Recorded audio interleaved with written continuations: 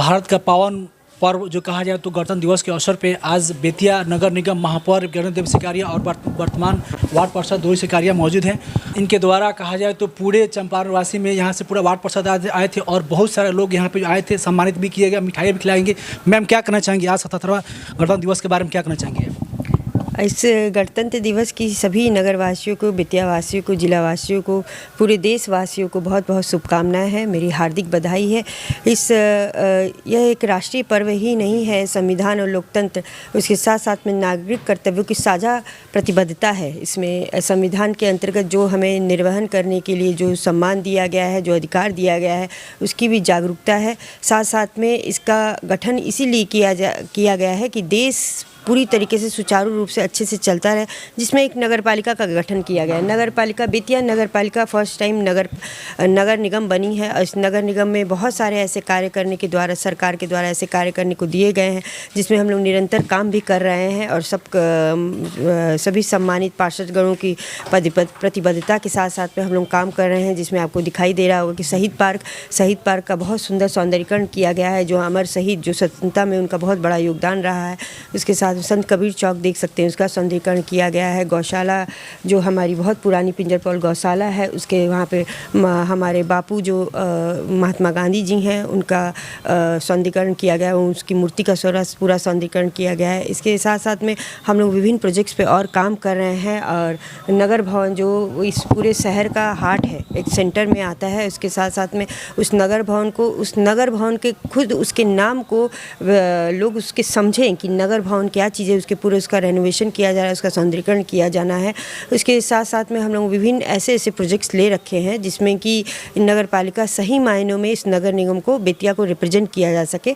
मुख्य सड़कें हैं, जितनी मुख्य सड़कें हैं आप देखे होंगे कि अभी आपने देखा होगा कि खादिम शोरूम से लेके संत कबीर चौक तक की पूरी सड़क बनी है। उसके साथ साथ में अभी KR स्कूल की सड़क का प्रपोजल गया हुआ है। उसी तरीके से आप खीरी घाट के से लेके NH 727 की जो सड़क है उसका भी प्रपोजल गया है। सब कुछ प्रशासनिक हो जाने के बाद में सबका टेंडर होना बाकी है, सब काम चल रहे हैं। तो विभिन्न सड़कों के साथ पूरी सुविधा मुहैया कराने की कोशिश की जा रही है। इसमें अभी एक जानकारी ये और अपील ये है सबों से कि जितने भी हमारे नगरवासी हैं, बेतिया नगर निगम वासी हैं, उन सबों से ये मेरी अपील है कि अपने शहर को सुंदर स्वच्छ बनाने के लिए बहुत ही बड़ा प्रोजेक्ट जो चल रहा है, स्टॉर्म वाटर ड्रेनेज का प्रोजेक्ट चल रहा है, करीब 58 करोड़ का यह प्रोजेक्ट चल रहा है। उस प्रोजेक्ट में आपको जितने भी मुख्य ड्रेनेज है, उस मुख्य ड्रेनेज को पूरा उसको अच्छे तरीके से ड्रेनेज सिस्टम बनाना है, उसके साथ कवरिंग कर देनी है, उसको पूरे रोड की तरह बना देना है ताकि वो एक रोड की चौड़ाई और बढ़ जाए।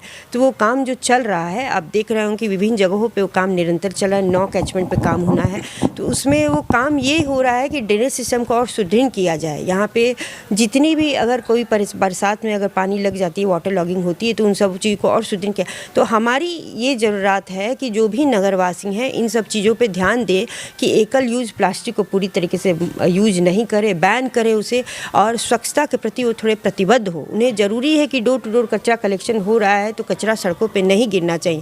प्लास्टिक की जो थैलियां हैं उन नालों में नहीं गिरना चाहिए। तो आप सबों की जिम्मेवारी है, हम सबों की जिम्मेवारी है। अपनी जिम्मेवारियों के साथ ही हमको काम करना है और संविधान के अंतर्गत सबको एक अनुशासित होकर काम करना है।